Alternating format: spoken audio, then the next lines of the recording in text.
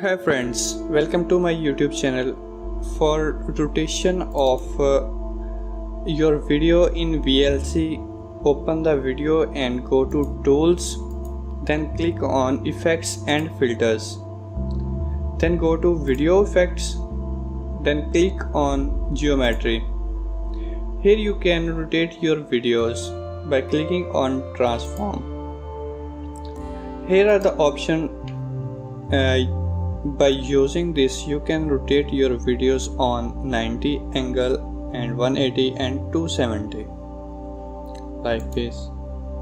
You can rotate your video from here. This is the video and I am rotating on 270, 90 and transport. You can rotate from here. Thank you so much. If you like my video, subscribe my channel and like, share and subscribe. Thank you.